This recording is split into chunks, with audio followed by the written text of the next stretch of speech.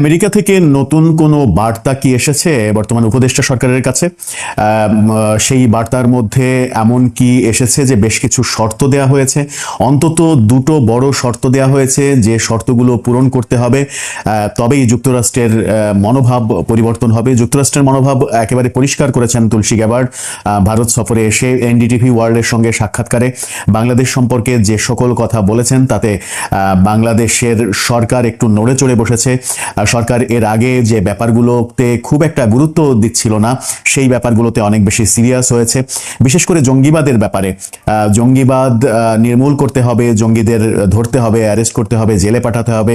যে সকল জঙ্গিকে মুক্তি দেওয়া হয়েছিল তাদেরকে আবারও ধরতে হবে। সেরকম শর্তের পাশাপাশি ইনক্লুসিভ নির্বাচনের কথা কি সামনে আনা হচ্ছে?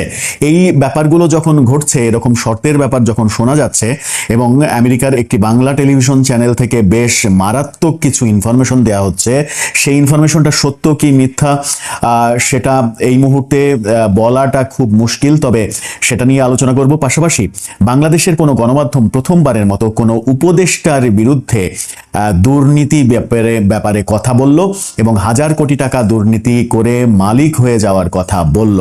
এটা বাংলাদেশের গণমাধ্যমের গত 7 মাসের যে ক্যারেক্টারাইজেশন সেখান থেকে একটু ব্যতিক্রমী মনে হলো। আমেরিকার প্রসঙ্গ একটু পরে বলি, যেহেতু সেটা মূল আকর্ষণ। তার আগে বাংলাদেশের গণমাধ্যমের কথা বলি। বাংলাদেশের গণমাধ্যম প্রথমবারের মতো কোনো উপদেষ্টার বিরুদ্ধে দুর্নীতির অভিযোগ ব্যাপারে অনুষ্ঠান প্রচার করলো।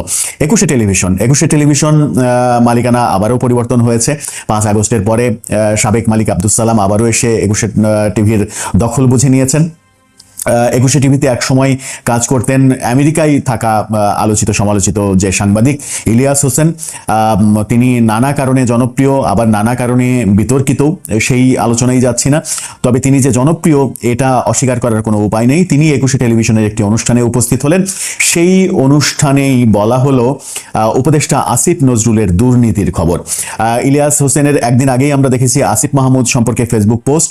আসিফ মাহমুদের দুর্নীতি, স্থানীয় সরকার মন্ত্রণালয় নিয়ে ঢাকার উত্তর সিটি কর্পোরেশনের ওয়ার্ড কাউন্সিলরদের পরিবর্তে যে প্রশাসক নিয়োগ, 129 জন প্রশাসক নিয়োগ হবে, সেই ইন্টারভিউ হচ্ছে এবং নাগরিক পার্টির তত্ত্বাবধানে এটা হচ্ছে।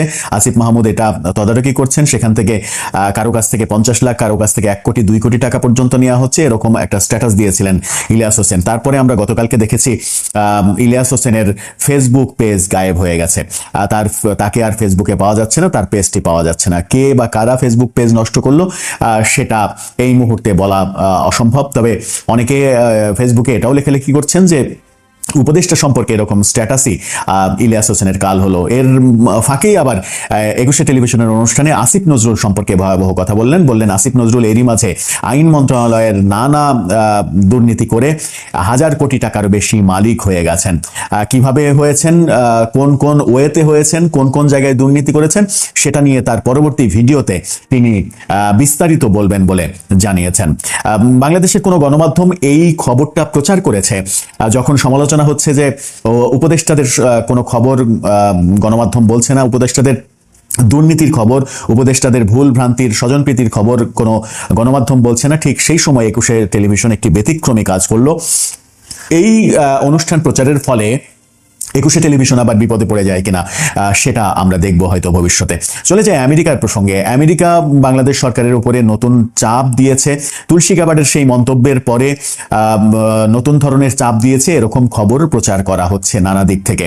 বিশেষ করে আমেরিকারই একটি বাংলা টেলিভিশন চ্যানেল, সেখান থেকে বলা হচ্ছে যে বাংলাদেশের অন্তত 100 জনের বেশি জঙ্গিদের একটি তালিকা তৈরি করে দেওয়া হয়েছে।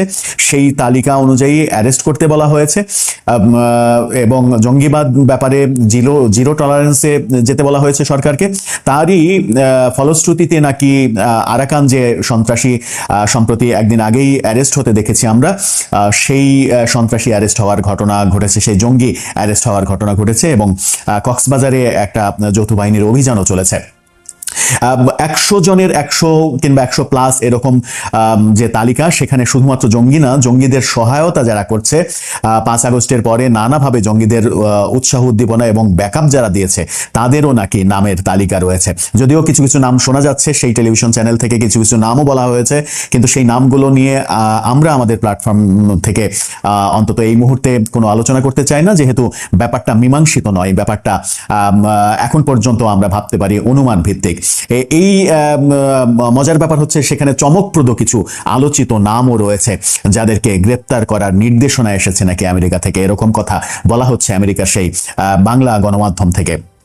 এছাড়াও বলা হচ্ছে ইনক্লুসিভ নির্বাচন, সেখান থেকেই মিস্টার রহমান নামের একজন সাংবাদিক, তিনি তার সোর্স তাকে এরকম খবর দিয়েছে, এমনটা তিনি বলার চেষ্টা করেছেন সেই টেলিভিশন চ্যানেলে। তিনি বলেছেন যে ইনক্লুসিভ নির্বাচন, আওয়ামী লীগকে নিয়ে নির্বাচনের পথে হাঁটতে বলা হয়েছে এবং আগামী ঈদের আগেই আওয়ামী লীগের ডাকসাইটে কিছু নেতা যারা জেলে রয়েছে তাদের মধ্যে অন্তত 10 জনকে জামিনে মুক্তি দেওয়ার কথা বলা হয়েছে। এই ব্যাপারটা কতটা সত্য কতটা মিথ্যা সেটা সময়ই বলে দেবে। ঈদ পর্যন্ত অপেক্ষা করলেই আমরা বুঝতে পারবো যে মিস্টার রহমানের এই আলোচনাটা আদতে সত্য কিনা এবং আমেরিকার সেই বাংলা টেলিভিশন চ্যানেলটা সত্য উদ্ঘাটন করতে পারলো কিনা, নাকি তারা বিভিন্ন দিকে যেরকম গুজব চলছে সেই গুজবের চলমান গুজবের মধ্যে তারা প্রোপাগান্ডায় লিপ্ত হলো, সেটা সময়ই বলে দেবে। আওয়ামী লীগের ডাকসাইটে নেতার মধ্যে 14 দলের 2 জন নেতার সাথে 14 দলের 2 জন নেতার নামও রয়েছে সেই তালিকায়, এমনটাও বলা হয়েছে। 14 দলের 2 জনের নাম মানে হচ্ছে রাশেদ খান মেনন, হাসানুল হক ইনু। আওয়ামী লীগের নেতাদের নামের মধ্যে বলা হচ্ছে আমির হোসেন আমু, সালমান এফ রহমান, সাবেক আইনমন্ত্রী আনিসুল হক, দীপু মনি, কামাল মজুমদার, এই নামগুলো বলা হচ্ছে। এর বিচারপতি মানিকের নাম বলা হচ্ছে। এরকম 10 জনকে জামিন দেয়া হতে পারে ঈদের আগে, এমন খবর তারা দেওয়ার চেষ্টা করছে। এটা কতটুকু সত্য, এটা আদৌ সম্ভব কিনা, এর মাঝে সত্যের বিন্দুমাত্র আছে কিনা, সেই ব্যাপারে আমার ব্যক্তিগতভাবে যথেষ্ট সন্দেহ রয়েছে। কিন্তু এই আলোচনাগুলো হচ্ছে, চতুর্দিকে চলছে এবং মিস্টার রহমান যে কথা বলার চেষ্টা করেছেন সেই আলোচনাটাকে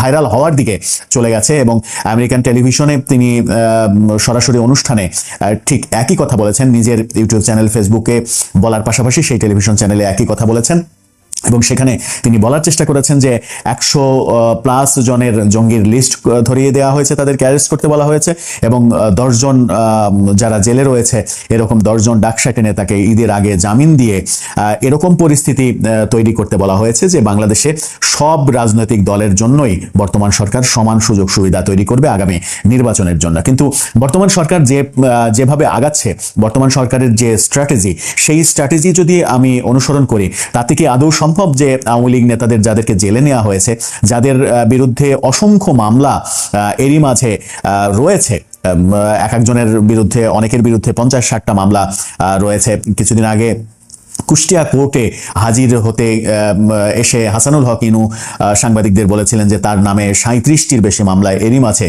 হয়ে গেছে। তো এতগুলো মামলায় এই স্বল্প সময়ের মধ্যে 50-60টি মামলা যদি হয়ে যায়, এক একজনের বিরুদ্ধে স্বল্প সময়ের মধ্যে জামিন দিয়ে তাদেরকে বাইরে বের করবে সরকার, আমেরিকার প্রেসক্রিপশন ফলো করবে, আমেরিকা সেই প্রেসক্রিপশন দিলেই সেই প্রেসক্রিপশন বাংলাদেশ সরকার ফলো করবে কিনা, সেই ব্যাপারে যথেষ্ট সন্দেহ রয়েছে।